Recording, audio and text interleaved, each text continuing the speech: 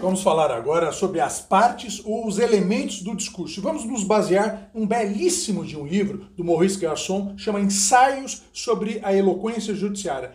Ele era um grande advogado do início do século XX na França que escreveu um belo, maravilhoso livro sobre oratória, um dos melhores que tem, e que ele trata das divisões de todo e qualquer discurso. Ele disse: o discurso pode ser um esplendoroso, uma obra de arte, ou pode ser um discurso passável. Mas se ele seguir essa ordem, nunca ele vai ser um discurso ruim. Essa ordem e esses elementos.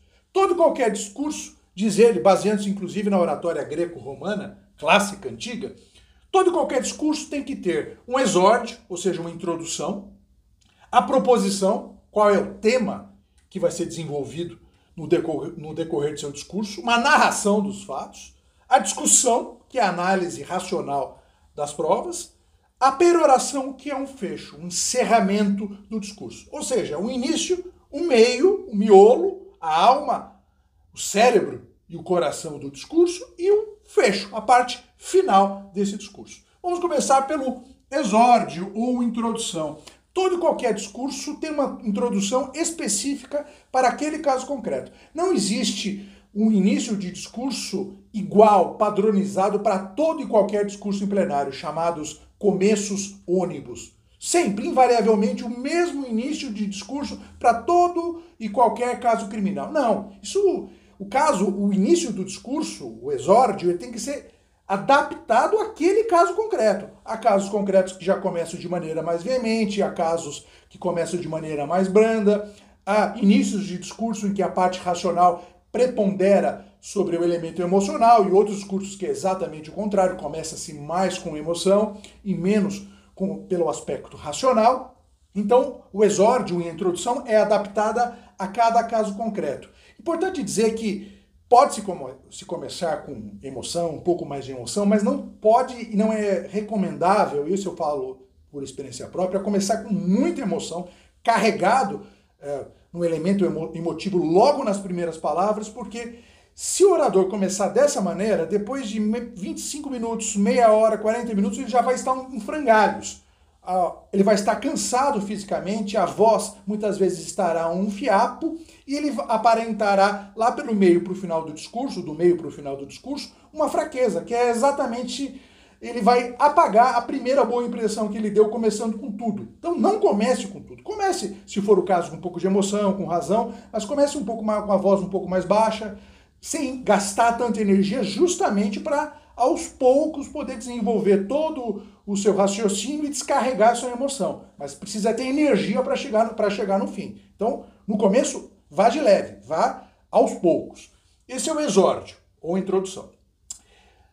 É comum que sejam feitos cumprimentos ao juiz-presidente e ao adversário, aos policiais militares presentes, eventualmente, familiares da vítima, familiares do acusado. Os cumprimentos também são adaptados ao caso concreto. Se tiver algo realmente bom para se falar do juízo do seu adversário, diga. Se não houver, se o cumprimento for falso, for fingido, não faça, porque os jurados vão perceber que há uma rasgação de seda absolutamente insincera e já vão começar a olhar torto para o tribuno. Já vão começar a perceber que o tribuno mente, que o tribuno é fingido, e o tribuno vai começar a perder a confiança justamente no começo, que ele deveria estar trabalhando para ganhar a confiança do jurado. Então, se não tiver nada que bom de falar do seu adversário ou do juiz, não fale, pura e simplesmente cumprimente. Normalmente, eu faço uma adaptação ao exórdio, que é encaixado como uma luva ao caso concreto, aos cumprimentos, à parte adversária e ao juiz. Eu tento verificar no que é possível essa ligação, para que não haja uma solução de continuidade. Depois da introdução, temos a proposição. O que é a proposição? Proposição é o discurso em miniatura. É aquilo que você se propõe a convencer, a provar para os jurados. Vou provar que o jurado cometeu um crime de homicídio duplamente qualificado, por exemplo. Ou então a defesa. Vou provar que não há nenhuma prova de autoria, ou que o acusado é inocente, ou que o acusado agiu amparado pela legítima defesa. É uma proposição, é uma proposta sua para os jurados. Aquilo que você propõe no início do seu discurso, que você irá convencê-los que aconteceu. Depois existe a narração dos fatos sob a sua ótica. A narração dos fatos tem que ser vívida, tem que ser verossímil, tem que entrar na cabeça dos personagens, o que eles pensaram, o que eles sentiram naquele momento. Não pode ser uma narração apática. Está se narrando aqui um crime doloso contra a vida, muitas vezes o que é o mais comum, um homicídio, um crime de sangue, o pior dos crimes. Não se narra isso de maneira fria e apática. Narra-se com emoção, com vividez, com vida e morte. Depois da narração nós temos a discussão, que é a análise daquilo que foi dito na narração. Vamos analisar na discussão, vamos verificar as provas, vamos comparar os depoimentos, vamos mostrar as contradições, vamos analisar em profundidade a prova pericial, vamos utilizar de livros de medicina legal, livros de balística, livros de psicologia judiciária. Isso pode cansar realmente os jurados.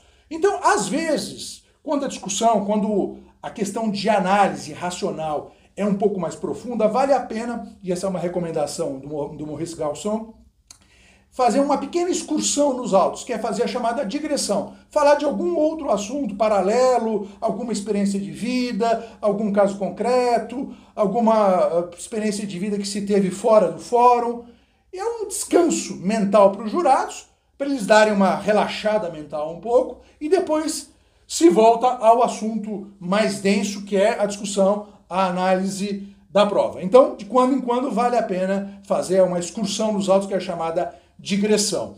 Na discussão, se analisam as provas sob o aspecto racional, mas também é importante se raciocinar emocionando e emocionar raciocinando. Ou seja, é sempre importante fazer uma mescla de razão com emoção. Não só razão o tempo todo, que torna-se bastante enfadonho o seu discurso, mas também não só a emoção, porque vai dar a impressão que o orador está desesperado.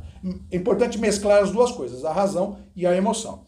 E por final, encerra-se na peroração, concluindo que aquilo que foi normalmente a ideia da peroração se vincula à ideia do exórdio ou da introdução, dizendo, pode-se até repetir algumas palavras, dizendo que, como havia sido proposto, realmente comprovou-se que o réu matou por tais e tais motivos, ou que o réu, no caso da defesa, agiu amparado pela legítima defesa, ou que não tem provas contra ele, e assim por diante. Então, na peroração, que é o fecho, demonstra-se que aquilo que foi inicialmente proposto, que iria se comprovar, se comprovou. E é importante, no final, explicar também os quesitos. Como é que o tribuno quer, como é que ele deseja que o jurado vote quesito por quesito. Porque o discurso ele pode ser lindo e maravilhoso, ele pode seguir todos esses elementos, seguir todas as recomendações do Maurice Garçon, mas muitas vezes, se os tribunos não souberem explicar como eles querem que os jurados votem na sala secreta, através da resposta aos quesitos, pode ser que um júri ganho no plenário seja perdido na sala secreta. Basta o jurado errar na mão, errar no que responde a uma pergunta do quesito. Quando é para votar sim, ele vota não. Quando é para votar não, ele vota sim, porque não foi explicado direito para ele. Então é importante perder alguns minutos para explicar como se pretende que o jurado vote os quesitos.